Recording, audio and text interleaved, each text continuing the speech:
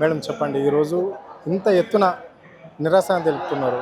మరి దీని సంకేతం ఏమనుకోవచ్చు? అంటే ఢిల్లీలోనేమో విద్యార్థులపైన, నిరుద్యోగులపైన దాడి కూడా చేయడం జరిగింది. ఇక్కడ బీజేపీ ప్రభుత్వం ఏమంటుందంటే వాళ్ళు నిరుద్యోగులు కాదు, వాళ్ళు విద్యార్థులు కూడా కాదు, విదేశాలకి వెళ్ళి వేరే దేశాలకి వెళ్ళి వచ్చిన వాళ్ళు అని చెప్పేసి చెప్తున్నది. ఇది ఎంతవరకు కరెక్ట్? దీన్ని ఎట్లా చూడాలి? హలో అండి, నా పేరు స్పందన. నేను సైకాలజిస్ట్ని. అండ్ అఫ్ కోర్స్ బీజేపీ వాళ్ళు చెప్పింది చాలా కరెక్ట్. అట్లీస్ట్ ఇప్పుడు కరెక్ట్గా విని తెలుసుకోండి. నేను ఇండియాలో చదువుకోలే, నేను యూకేలో చదువుకొని వచ్చిన. నాకు ఇక్కడ అంత అవకాశాలు లేవు. చదువుకొని వచ్చిన ఒక పేషెంట్ లేడు నాకు. సో ఇంకొకటి, ఇది కొట్లాట అనేది నా పర్సనల్ కాదు, ఇది అందరి కోసం, ఇది మన ఇండియా ఫ్యూచర్ కోసం. స్వలాభాల గురించి మీరు ఆలోచిస్తారు కాబట్టే మీరు స్వలాభం గురించి, పర్సనల్ గెయిన్ గురించి మీరు మాట్లాడతారు, ఆ టాపిక్స్ మీరు ఎత్తుతారు. కలెక్టివ్గా మీరు ఆలోచించలేరు, అందరినీ ఒకటిగా మీరు భావించలేరు. మీ లోపల చాలా డివిజన్స్ ఉన్నాయి, మతపరంగా కానీ, కులపరంగా కానీ, రీజనల్గా కానీ, ఈవెన్ ఇంటర్నేషనల్గా కూడా. మీరు ప్రతి దానిని డివైడ్ చేసే మెంటాలిటీ మీది. I'm a psychologist. నేను చదువుతున్నా, నేను చూస్తున్నా, న్యూస్ ఫాలో అవుతున్నా. I'm active member in this society. So I'm raising my voice for this future.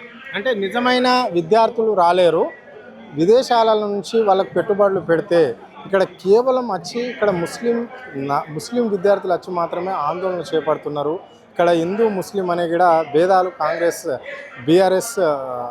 BJP ప్రభుత్వం తీసుకురావడం అనేది జరుగుతుంది. దీన్ని ఎట్లా చూస్తారు? ఇది వాస్తవమేనా? అంటే ఎలాంటిది ఇక్కడ ఏదైతే సెంట్రల్ మినిస్టర్ను రాజీనామా చేయాలి అని చెప్పేసి కూడా ఇక్కడ విద్యార్థులు ఆందోళన చేస్తే అది ఏదో చర్చ, ప్రతిపక్ష నాయకులు రండి పార్లమెంట్లో మాట్లాడదాం అంటున్నారు. మరి ఇది ఎట్లా చూడాలి దీన్ని? సరే, మీరు అంటున్నది కరెక్టే. ముస్లిమ్సే ఫైట్ చేస్తున్నారు, సరే క్రిస్టియన్సే ఫైట్ చేస్తున్నారు. మీ పిల్లలు ఎక్కడ ఉన్నారు? ఫారెన్ నుంచి పిలిపించండి కదా, మేము కూడా చూస్తాం వాళ్ళ మొహాలు ఎట్లున్నాయో, ఎంత అందంగా ఉందో. వాళ్ళతో మేము కూడా సెల్ఫీ దిగుతాం, రమ్మనండి ప్రొటెస్ట్కి. We are waiting. What is the late? ఎందుకు తక్కువ కాస్ట్ నుంచి, లేకపోతే తక్కువ ఏమంటారు మార్జినలైజ్డ్ సెక్షన్స్ నుంచి ఎందుకు పీపుల్ వచ్చి ఫైట్ చేయాలి? మీ వాళ్ళు లేరని నేను అడుగుతున్నా. నాకు ఆన్సర్ చెప్పాలి. రైట్. ఇప్పటి వరకు బీజేపీ గవర్నమెంట్ దాదాపుగా 12 సంవత్సరాలు ఈ దేశాన్ని పాలిస్తున్నది. సో ఎన్నిసార్లు ఈ పేపర్ లీక్ జరగడం జరిగింది? ఇవి ఏ రాష్ట్రాలలో జరిగింది మేజర్గా? ఎందుకు మరి నీట్ పేపర్ విషయంలో ఇంత రోడ్ల మీదకి రావాల్సిన అవసరం ఏమొస్తుంది? పలు రాష్ట్రాలలో విద్యార్థులు ఆ క్వశ్చన్కి ఆన్సర్ ఓన్లీ డైపర్స్ చెప్తాయి. ఆడ బయట డైపర్స్ ఉన్నాయి, డైపర్స్ పట్టుకొని మీరు ఆలోచించండి ఎందుకు లీక్ అవుతున్నాయి, ఎన్ని లీక్ అవుతున్నాయి. ఒక మదర్కి తెలుస్తుంది, ఒక చైల్డ్ రోజుకి ఎన్నిసార్లు పోతుందో. 12 ఏళ్లలో ఎన్ని చేసిండ్రో మాకేం తెలుసు? కంటికి వచ్చినాయే కానీ బయటకు వచ్చినాయే తెలుస్తున్నాయి. ఇంకా 150ని మించి ఇంకెన్ని ఉన్నాయో మాకేం తెలుసు? మీరు తల్లి ప్లేస్లో, తండ్రి ప్లేస్లో ఉండి గవర్నమెంట్ని, దేశాన్ని పాలిస్తున్నారు కదా, మీరు ఆన్సర్ చెప్పండి ఎన్ని లీక్స్ అయినాయో. రైట్. మేము నిజమైన విద్యార్థులను ఎవరిని కూడా ఇబ్బంది పెట్టలేము అని చెప్పేసి మొన్న ధర్నాల బీజేపీ గవర్నమెంట్ నాయకులు చెప్తున్న మాటలు, ఇది వాస్తవమేనా? ఎవరిపైన దాడులు చేయలేదా? బీజేపీ నాయకులు చెప్తున్న మాటలు, ఏ విద్యార్థిని కానీ, ఎవరిని కానీ, ఏ ప్రొఫెసర్ని కానీ ఇబ్బంది పెట్టలేము, వాళ్ళని కొట్టలేము అని చెప్పేసి కూడా చెప్తున్నారు. ఇది వాస్తవమేనా? ఇప్పుడు సపోజ్ ఉన్నారండి సైకాలజీ, బేసిక్ సైకాలజీ, మీరు నన్ను నూకిరంటే, నేను కోపంతో నూకితే నేనేం చేస్తా? ఒకటి ఉరుకుతా, లేదంటే మిమ్మల్ని నూకుతా. Human basic mentality. కొంచెం చదువుకొని రండి. చదువుకున్న వాళ్ళే పెత్తనం చేస్తున్నారు. జర చదువుకున్న వాళ్ళకి వస్తే మేము ఆన్సర్లు చెప్పుకుంటాం. Thank you. మొన్న నీట్ రాశారా? ఎన్ని మార్క్స్ వచ్చినాయి? 510. మరి ఏంటి పరిస్థితి? పేపర్ లీక్ అవుతున్నది ఇట్లా? ఫస్ట్ టైం పేపర్ వచ్చినప్పుడు ఈజీగా ఉండే, సెకండ్ టైం లీక్ అయినప్పుడు టఫ్ వచ్చింది పేపర్. కట్ ఆఫ్స్ కూడా పెంచినారు రిజల్ట్స్ తర్వాత. ఎన్ని సంవత్సరాల నుంచి ప్రిపేర్ అవును? నేను ఇంటర్ సెకండ్ ఇయర్ ఉన్నప్పుడే ఇచ్చిన నీట్. కేంద్ర ప్రభుత్వ వైఖరి ఏ విధంగా చూస్తారు? మొన్న మీరు ఏదైతే జంతర్ మంతర్ దగ్గర మీ విద్యార్థులు ధర్నా చేస్తే మీ పైన దాడి చేసిరని చెప్తున్నారు, ఇది వాస్తవమేనా? దీన్ని ఎట్లా చూస్తారు? అది చాలా తప్పు. వాళ్ళు ఏదైతే చేసినారో అట్లా కొట్టడం, వాళ్ళకి కొంచెం కూడా ఇట్లా హ్యూమానిటీ లేనట్టు చేసినారు. అది అయితే చాలా తప్పు వాళ్ళు చేసింది. మరి ఏం కోరుకుంటున్నారు మీరు?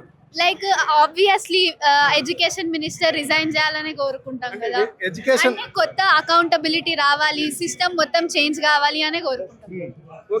ఎడ్యుకేషన్ మినిస్టర్ కేవలం ధర్మేంద్ర రాజీనామా చేస్తే మీ సమస్య పరిష్కారం అయినట్లన్నా? అంటే సిస్టమ్ మొత్తం చేంజ్ అయితే బెటర్. అంటే మినిస్టర్ ఫాల్ట్ ఒక్కరిది కాదు, అది మెల్ల ప్రాసెస్ అండి. ఇప్పుడు రిజైన్ చేస్తే గవర్నమెంట్ కి తెలుస్తుంది, అకౌంటబిలిటీ తీసుకుంటారు యూత్ అని. వాళ్ళకి కొంచెం భయం, రెస్పాన్సిబిలిటీ వస్తుంది. లైక్ ఉన్నారు చూడడానికి, ప్రొటెస్ట్లు అవుతాయి, అకౌంటబిలిటీ ఉండాలి.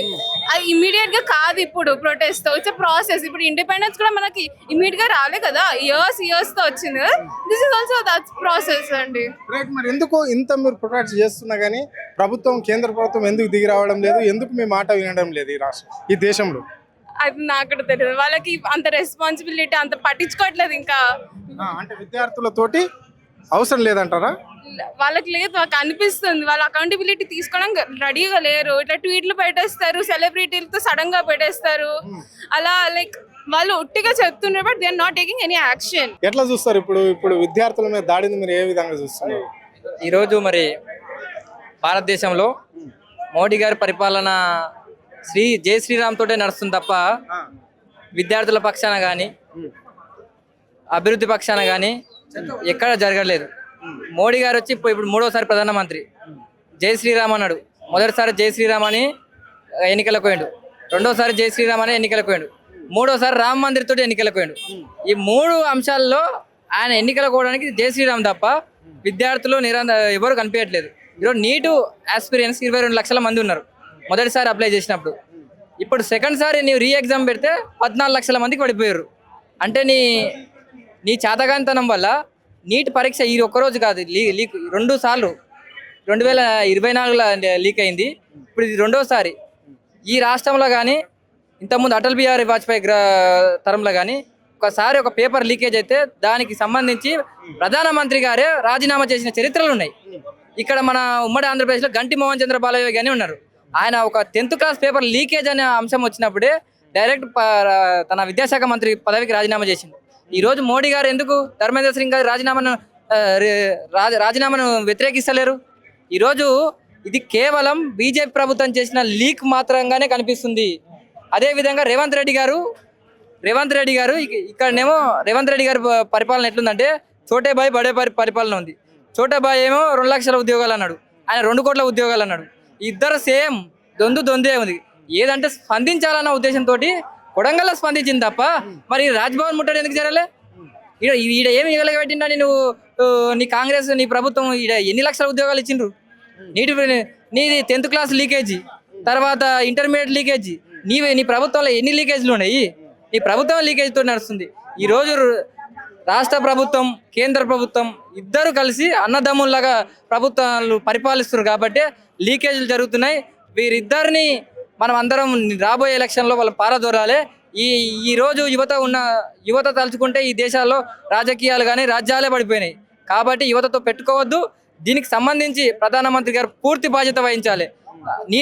ఎవరైతే 21 మంది విద్యార్థులు చనిపోయారో వాళ్ళ కుటుంబాలు స్వయంగా ప్రధానమంత్రి గారు సందర్శించి వాళ్ళకు భరోసాను ఆర్థిక లాభాన్ని చేకూరాలని, అదేవిధంగా నీటి అభ్యర్థులకు తగిన న్యాయం చేసి వారికి మళ్ళొకసారి ఈ విధమైన లీకులు కాకుండా ఈ ప్రభుత్వం చర్య తీసుకోవాలి. జరిగిన లాఠీ చార్జ్కి మోడీ గారు కంపల్సరీగా రాజీనామా చేస్తారో లేకపోతే బీజేపీ ప్రభుత్వం నుంచి ఎలాంటి చర్య రావాలి, కంపల్సరీ దాని మీద స్పందించాలి. ఏదో అర్ధరాత్రి ట్విట్టర్లో వచ్చి తర్వాత ఇన్స్టాగ్రామ్లో వచ్చి మేము పార్లమెంట్లో చట్టం చేస్తామంటే ఇది పార్లమెంట్లో చట్టం చేసేంత విధం కాదు. ఫస్ట్ మీరు బాధ్యత వహించండి, బాధ్యత వహించిన తర్వాత పార్లమెంట్కి వెళ్ళండి. అంతే తప్ప ఏదో ఉపన్యాసాలకు మోడీ గారు కానీ రేవంత్ రెడ్డి గారు చేయకండి. విద్యార్థి జీవితాలతో చెలగాటం ఆడుకోకండి. Thank you.